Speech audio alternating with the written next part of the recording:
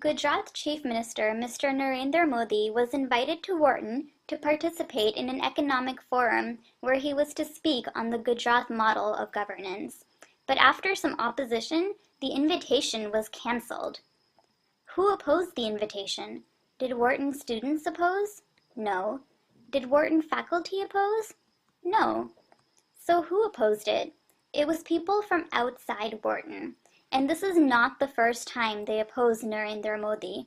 In the next few minutes, we intend to show a pattern of connections and intentions that these people work with.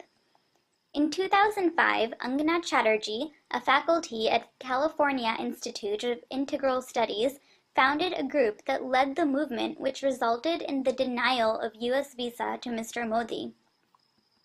In 2011, Angana Chatterjee and her husband were suspended from their faculty positions on grounds of clear and convincing evidence of 4 charges, including reckless violation of established legal rights of students, reckless violation of professional ethics, dishonesty including misappropriation of funds, and persistent failure to perform position-related assignments. According to her wiki page, she is contesting the suspension, although she seems to have remained suspended as of March 2013. Curiously enough, although Angana Chatterjee led the movement against Modi in 2005, she was not even a signatory on the 2013 campaign, most likely because of the allegations of misconduct and the ongoing investigation. However, this time the campaign was led by Anya Lumba, Durjo Ghosh, and Anjali Arondekar, with whom Angana Chatterjee has published a book in 2012. Also, when Angana Chatterjee's husband was deported by the Indian authorities in 2010, a petition was signed to oppose it, on which Anya Lumba is a leading signatory. Other common signatories between this 2010 petition and the Wharton petition against Mr. Modi are Anjali Arondekar, Pia Chatterjee, Sunaina Maira, Simona Sahani, and Sabina Sahani. Someone recently modified the wiki page of Angana Chatterjee to remove the reference of her collaboration with Ghulam Nabi Fai, who is an agent of the ISI, the dreaded spy agency of Pakistan. Fai was arrested by the FBI in July 2011 for concealing a transfer of $3.5 million from the ISI to fund his illegal lobbying efforts to influence the U.S. government on the Kashmir issue. In December 2011, Fai pled guilty to conspiracy and tax evasion. A quick Google search will show ample evidence of Angana Chatterjee's significant number of collaborations with Ghulam Nabi Fai and his organizations, which promote violent separatist activities in India. We have been able to compile a list of a large number of such web pages. Many of the other signatories of the petition against the invitation to Mr. Modi have direct relations to either communist groups or violent separatist groups in India. For example, David Barsamia was deported by India in September 2011 with charges of violating the terms of his visa. He was also working with separatist elements in India. Despite this, there was a petition to oppose his deportation. Among the signatories are Angana Chatterjee, Anya Lumba, Suvir Kaul, and others. There are at least 13 signatories common between the 2011 Barsamia petition and the Wharton petition against Mr. Modi. Let's look at some of the other signatories of the Wharton petition. 2 of the signatories are Daud Ali and Kathleen Hall. They hosted a conference at UPenn in March 2011 titled Maoism and the State of the Indian Left. This conference invited several speakers, and Naxalite views were presented. Naxals are various militant communist groups active in many parts of India. They have killed hundreds of thousands of civilians, mostly in the poverty-stricken regions of India. According to the Global Terror Database, CPI Maoist was the largest perpetrator of terrorist attacks in 2011. They were responsible for even more attacks than the Taliban. The government of India has declared them as terrorist groups posing the biggest threats to democracy.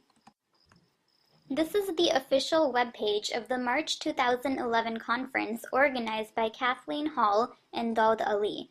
They invited several speakers from the Communist Party of India, including Prasenjit Bose, who is from the research unit of the Communist Party.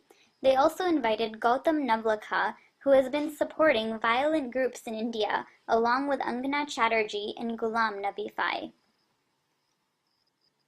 One of the attorneys prosecuting Fai also claimed a link between Mr. Navlakha and the ISI, a charge denied by Mr. Navlakha. The attorney alleged that Navlakha was introduced to an ISI general for recruitment by Fai at the ISI's direction. Mr. Navlakha in fact defends the ISI agent Fai. In a statement, Mr. Navlakha claims that the charges against Faisab were magnified and the mistake was minor, and that he is very proud of Faisab. His official statement states, quote, "The crime that Faisab committed in the eyes of the U.S. law is of course being magnified. Even under U.S. law, his mistake was minor," unquote. He goes on to say, quote, "I remain very fond of him and proud of him as a fellow traveler," unquote. There are other speakers at this conference who were sympathizers of violent terrorist groups in India, and some were also signatories to the Wharton petition. These include Sergio Mukherjee and Auritro Majumdar. The conference was used to provide an unopposed platform to sympathizers of violent separatists, including at least one associate of a convicted ISI agent. Isn't a reputed American university being inappropriately used to nurture violent terror groups in India? Daud Ali is the department chair of South Asian Studies at UPenn. Other faculty members who teach in his department include Anya Lumba, Kathleen Hall, Durjo Ghosh, and Suvir Kaul. Here is the complete picture. Pakistan's spy agency, the ISI, has been known to support the activities of Islamic terror groups and communist terror groups in India. Ghulam Nabi Fai is a convicted ISI agent who has been working closely with Angana Chatterjee and Gautam Navlakha. They, in turn, have close connections with several other signatories of the Wharton petition, some of whom are shown in this network. These so-called activists are supporting violent terror groups in India. At least 12 of them are also signatories to a campaign for the boycott of Israel. These include Anya Lumba, Anjali Arundikar, Simona Sahni, Sabina Sahni, Sunaina Mehra, and Pia Chatterjee. But they fail to say a single word against Pakistan, where Christian minorities are being butchered, Ahmadiyya minorities are being persecuted, and Shia Muslim minorities are being massacred. The Hindu population in Pakistan has shrunk from 22% in 1951 to only 2% in 2011. Nearly 1/5 of the population has disappeared. Still, we did not find them on any petition against Pakistan. One can easily imagine why. These are the leading common petitioners against Modi, against Israel, and against the deportation of Barsamia and Angana Chatterjee's husband. Still, these people are unwilling to petition against Pakistan? So the situation is clear. In short, a democratically elected leader is being held hostage to the propaganda led by supporters of violent extremists and radical ideologies. The world's two largest democracies are being fooled by hypocrites and radicals. But this type of politically motivated propaganda happens in every country. During his first presidential debate in 2008, President Obama famously said, "If you don't have a record to run on, then you paint your opponent as someone people should run away from." The same is true in the case of Mr. Narendra Modi. The only difference is that too many of us have believed this ill propaganda and for far too long. As far as Gujarat is concerned, the reality seems quite the opposite. The state has grown by leaps and bounds in the last decade. The per capita income of the state is about 45% higher than the national average. In 2011, the state produced nearly 72% of all new jobs in India, and the last 10 years have been the single most peaceful decade in Gujarat's history till date. See Gujarat's version of the story here. Lastly, our purpose is to expose the communist and fascist-like propaganda of the coterie mentioned earlier. The fact is that after 10 years of intense media scrutiny and judicial investigation, the Supreme Court of India has given Mr. Modi a clean chit. Mr. Modi has been the democratically elected Chief Minister of Gujarat for 3 consecutive terms, an unprecedented feat for the state. And in almost all recent polls, Mr. Narendra Modi emerges as the people's choice for the position of Prime Minister of India. We would also like to specify, we are not a political organization and we don't support any political party. Satyameva Jayate, truth alone triumphs.